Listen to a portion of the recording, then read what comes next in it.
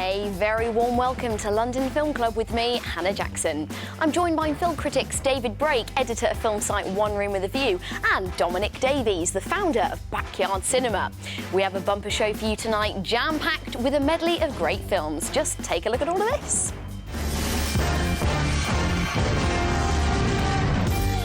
Betrayal, passion and murder blend together in this Victorian tale with nothing Scottish or Shakespearean in sight in Lady Macbeth.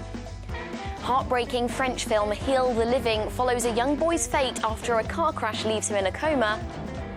And the gang are back with another non-stop action adventure in Marvel's Guardians of the Galaxy Volume 2.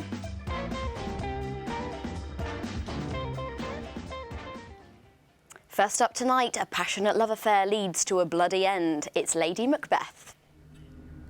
My father bought you, along with a piece of land not fit enough for a cow to graze upon.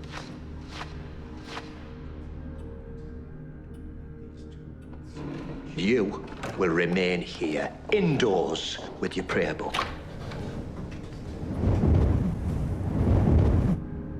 I understand you've been taking the air lately. Mrs. Lester! It's just restless if she's tied up too long. She was, sir. Lady Macbeth. Dun, dun, dun. Dun, dun. It's not actually a thriller. I was going to call you Lady David then. Tell us about it. Thanks. But no. So this isn't actually like a spin-off sequel as the much franchised Shakespeare. This is actually just a adaptation of a novella by Nikolai Leskov. And the basic story is it's set in 1865, and Our Lady Catherine is trapped in an awful marriage, and then begins to pursue, lovely timed, this gentleman here in a love affair, and then obviously things go awry. And I don't really want to explore on much of that because there's a lot of dark, lovely twists in this. You know, definitely. It's pretty invasive. It's intense, and you can't sort of look away at any point. And it's a nice, it's a rarity. Well, it's a nice, pleasant surprise to see a story told in such a slow, patient manner. It's almost like every shot is its own picture. The lack only of a 88 score. minutes as well. So Really? It feels like longer, but not in a bad way, but like in the sense that it's still patient. Yeah, definitely. And the lack of a score as well is incredibly brave move.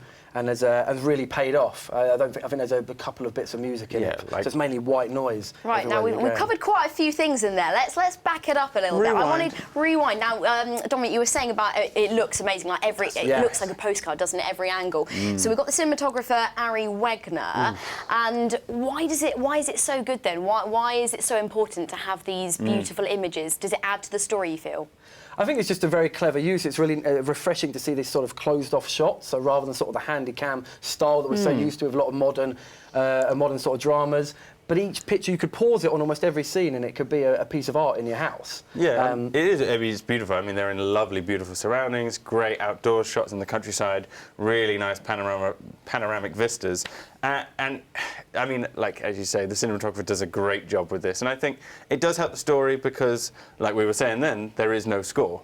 So, and I think that is very impressive to have a modern film have no music whatsoever. And I think a lot of it symbolises what she's feeling internally, very trapped, so everything's very minimalist, very cold. Yeah, silhouetted, lots of colours, lots of use of colour, and repetition as well. Yeah. Right, well, let's go to this young lady. So this is Florence Pugh. This has put her on the map, hasn't it? Let's just talk about her acting in this. It's a very intelligent performance. Yeah, I mean, I saw her like in Carol Morley's The Falling, which was kind of like one of her big break films, and then now she's gone on to do this. And it's just one of those things which is great about showing one of these films, talk about one of these films, is that you're kind of like, she's going to be huge. Yeah, definitely. Well, and also just I was so involved in the character that it didn't feel like someone was acting. I believed the character through and through, just completely. Now, this is interesting you say that, because now, psychologically, this is a very bizarre thing that she goes on to do. We don't want to spoil anything, but she goes from being, a young bride to, things go downhill, shall we say. Do you think it's plausible? I mean, psychologically, it's crazy. I mean, these are strange times, but I think you ride that wave of intensity with her. I think you're very much on her side, and well, it's yeah, she's a very powerful character that we want to egg on. So even when it starts going a bit wrong, you're still kind of thinking, well, I'm kind of on your side, actually. Yeah, because I've read a lot of people saying like they weren't behind it, or they found she was too callous straight from the off, so they couldn't really back her when it got to the end. No, I didn't find that. I was on side That's the down whole to way her through. acting, then I'm guessing, yeah. that to find someone who can do something that you sympathise with her. Yeah.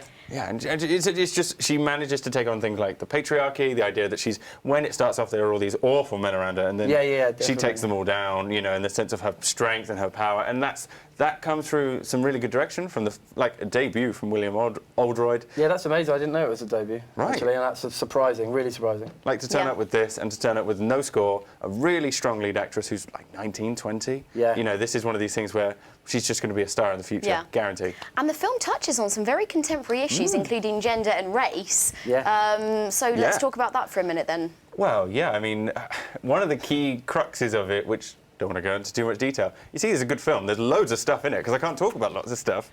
But and there's a key point where the way they treat them, the way the men treat the women, the way they treat the servants in the house.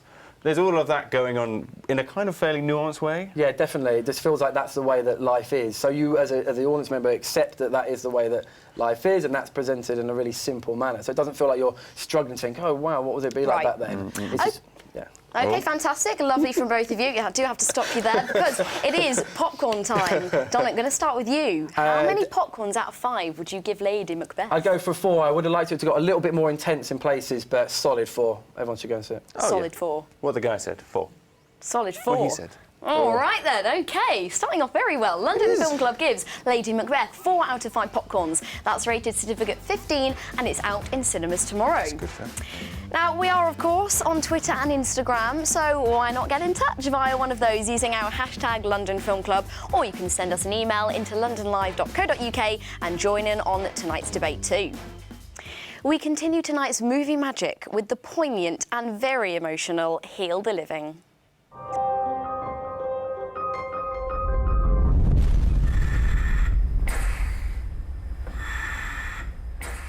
Mais il y a des gens qui sortent du coma. Ça arrive, non? Oui, mais dans le cas de Simon, c'est tout à fait impossible. Cette situation nous permet d'envisager un don d'organes. Il y a peut-être un chemin qu'on peut faire ensemble pour trouver la réponse juste, celle de Simon. Sinon, les personnes qui vont recevoir, on va pouvoir savoir qui c'est. Je l'ai appris il y a 3 ans. Je peux pas marcher trop, je peux pas monter les escaliers. Je sais pas si j'ai envie de vivre avec le cœur d'un mort. Right. Ooh, Heal the Living. This is pretty heart-wrenching. Dominic, you're going to have to give us a bit of background on this one. Well, it's quite a simple summary, really, I guess. It is the story of 3 sort of characters or group of characters that focus around a tragic accident that then leads to the story evolving into following a transplant, an organ transplant. And it shows it from all sides, really. And is done very, very slowly, very real. It feels almost like a documentary at times, a very beautiful documentary. And I think anyone watching it, it's a hard watch because everyone can relate to the fact that we've all had someone who's become ill or kind of friend or family. Yeah, I mean, I'm kind of interested in it because you say like the right point, like it's the story of these lives coming together. Yeah. But like there's a point where you're kind of like seen this before, and that's not a bad thing. Like you know, you can do the same stories, but it was that kind of point where sometimes I was watching it going, like, let me say again, like the beginning is awesome. Let's not make no bones about it. The beginning is superb. You know, when we watch some surfing and the beautiful opening, you're just like, I am with you. Take me wherever you want to go, baby. And then it kind of, in that story, it doesn't reward me as much as I'd like. Does it just become a bit predictable, maybe? Because it's...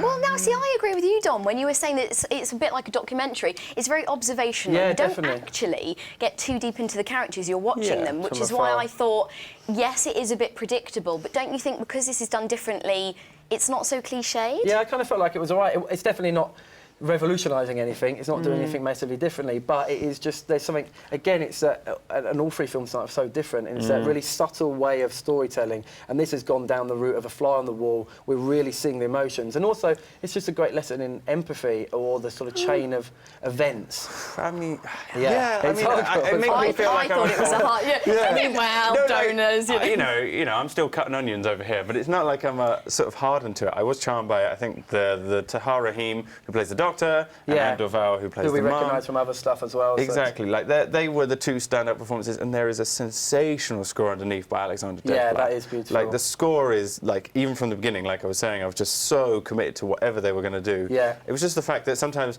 I found it like as it went on, it wasn't as rewarding as that beginning. Maybe I had too much joy from that opening to then lead into that middle part. I think it depends what you're going through in your personal life as well. I think people are going to be able to connect to this big time, whether it's friends or family that have perhaps become ill or got better, in fact. And it's really interesting showing. It's almost like the circle of life sort of depicted through the organ donation. Yeah. Which is, so, yeah, like you said, there's no surprises going anywhere. And I came away with a nice sort of warm-hearted smile. It wasn't like I was sobbing my way through it. No, you're right. It sort wasn't. of, I came away feeling like, oh, life is all right, actually. I think I think it kind of shows the fragility of life, and I mean, I found this quite emotional, but like not crying. It was just you not really enjoyable. See, I guess, you reflect I had on that life. inch more sort of distillation from it, and like it is good. You're definitely right. Like, and the score, the director Kato Kulevea, it makes a really good job of it as her third film. Like, and it is a very subtle thing as well, because it is 2 hours 10,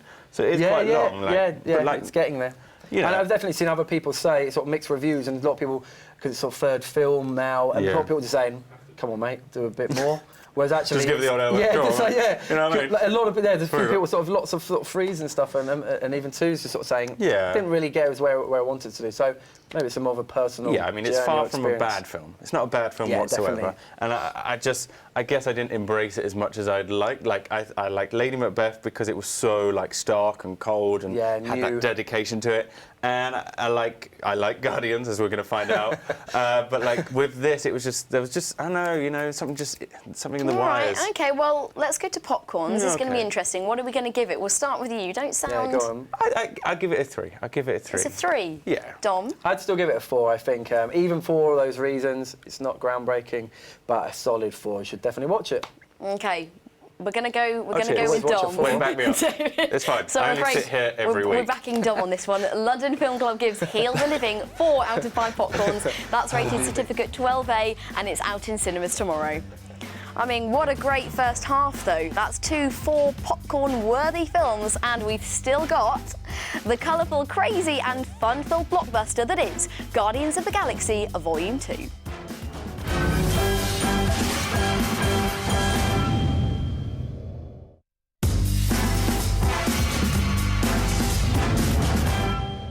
Welcome back to London Film Club. I'm Hannah Jackson, and these two are David and Dom. It's got a nice ring to it there. Ta-da. With so many films continually being released, it's good to check in at the box office to see what really are the best sellers. And here they are in our top 5.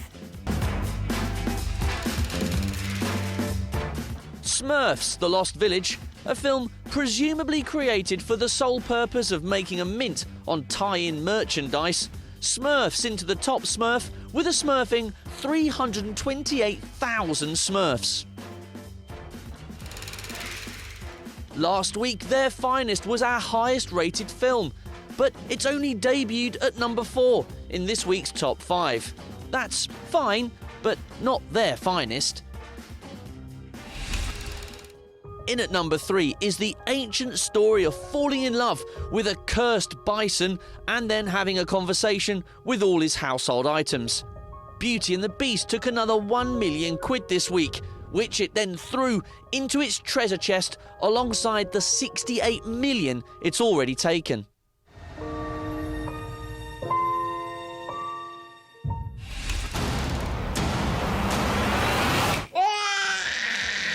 We really don't like The Boss Baby, but apparently a lot of people do. 3 weeks at the box office and it's taken well over £20 million already. But at second place, it's not quite The Boss, and it's certainly not The Boss of Us. We've only got one chance to make this family whole again. Don't do this, Dom. You ready?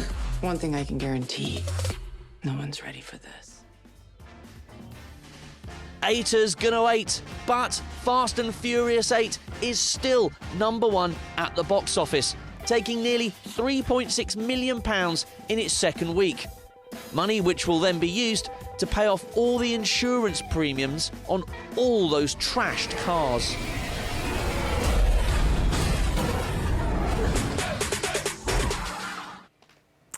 The first was a surprise hit, but can the second live up to the original? It's Guardians of the Galaxy Volume 2. Hope you're ready. It'll be here any minute. Is that a rifle? You don't know what a rifle looks like? It's just swords were your thing and guns were mine. But I guess we're both doing guns now. I just didn't know that. Well, that's intense.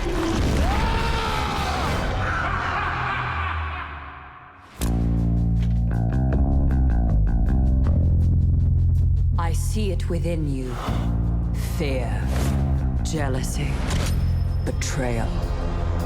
It is our duty to cleanse the universe of this weakness. You know, they told me you people were conceited douchebags, but that isn't true at all. Dude! I'm using my wrong eye. I mean, just look at this. That's mental. Do you like colours? But, I mean, you can't not look at the colours. Now talking. David, tell us what this is about. What is this? No, Guardians of the Galaxy, like, if you've seen the original, it's basically the group of misfits is back again, but this time Star-Lord, Peter Quill, Chris Pratt's character, is on the hunt for his father. So, and that's played by Kurt Russell. And the idea being that we follow them on another madcap adventure. And you can kind of tell from the trailer, this is like, this goes up to 11. You know, this is like, but why 11? Because it goes up to 11. There's like no reason for all of the madness. This is a serious Marvel flick. Like, Hang on, serious is in like seriously good or serious? Just seriously good fun. There's no serious in this. There is no serious I don't think there is.